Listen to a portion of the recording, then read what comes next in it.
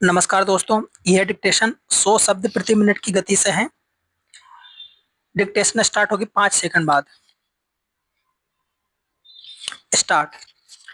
रविवार को देश के मुख्यमंत्री और न्यायाधीशों का सम्मेलन नई दिल्ली में आयोजित किया गया था।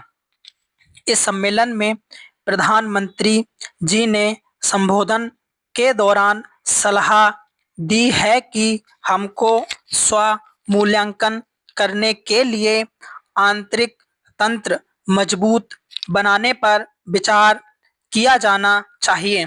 पैरा।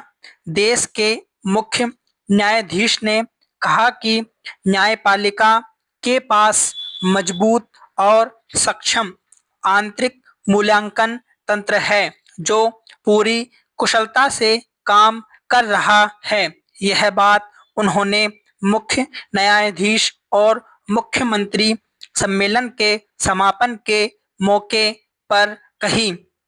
उन्होंने यह भी कहा कि चिंता की कोई बात नहीं है, हमारा आंतरिक तंत्र पूरी तरह से कारगर है और प्रभावी तरीके से काम कर रहा है।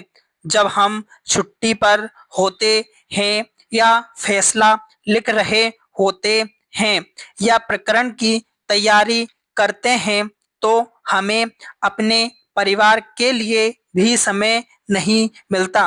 मुख्य न्यायाधीश ने आंतरिक तंत्र की सिफारिश पर एक जज के खिलाफ जांच कमेटी बैठाने पर विचार किया जा रहा है। दूसरी ओर संसद द्वारा जज के खिलाफ महाभियोग की प्रक्रिया आरंभ करने पर विचार किया जा रहा है। हमने इस सम्मेलन में फैसला किया है कि न्यायालयीन प्रकरण न्यायालय के अंदर 2 साल से ज्यादा विचाराधीन ना रहे और 5 साल में उसका पूरा निस्तारण हो जाना चाहिए। हम चाहते हैं कि प्रकरण त्वरित रूप से निपटाए जाएं, लेकिन हमारी कुछ समस्याएं हैं। जज और जनता के अनुपात में बहुत ही असामान्यता है। देश में 6 लाख लोगों पर एक जज काम कर रहा है और आज इस बात पर गंभीरता से ध्यान देने की जरूरत है।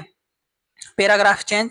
राष्ट्रीय स्तर पर उच्च न्यायपालिका में जजों की नियुक्ति को एक समान बनाने के लिए न्यायिक सेवा के गठन के बारे में विचार किया जा रहा है ताकि पूरे देश में उच्च न्यायपालिका में जजों की नियुक्ति एक समान रूप से हो सके। मैंने सुना है कि मुख्य न्यायाधीश इस बारे में एक कमेटी बना रहे हैं। इस बारे में राज्य सरकारें अदालतों की आधारभूत सुविधाएं बढ़ाने के लिए सहयोग कर रही है।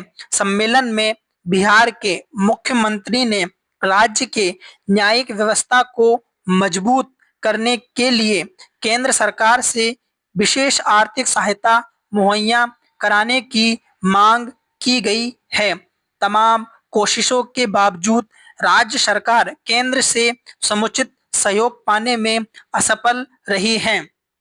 उन्होंने यह कहा है कि मानवीय हितों को देखते हुए न्याय के साथ विकास के लिए राज्य सरकार तत्पर है। न्यायिक प्रक्रिया के अंतर्गत मानवीय हित केंद्रित करना सही मायने में न्याय है। उन्होंने यह भी कहा है कि अगर न्यायपालिका में आरक्षण का जिक्र करते हुए कहा कि राज्य सरकार की इस दिशा में सकारात्मक भूमिका रही है। दूसरे राज्यों में अवर न्यायपालिका और सरकारी सेवाओं में पिछड़े वर्गों को आरक्षण दिया जा रहा है, इसलिए बिहार में पिछले वर्ग को न्यायिक सेवाओं में आरक्षण देने के प्रस्ताव पर सहमति मिलनी चाहिए। यह सही है कि न्यायालय के अंतर्गत लंबित मामलों में कमी लाने के लिए उपयुक्त न्यायिक प्रक्रिया अपनाने की जरूरत होगी। राज्य सरकार इस उद्देश्य के पूर्ति के प्रयास में हिस्सा लेने के लिए उत्सुक है। स्टॉप।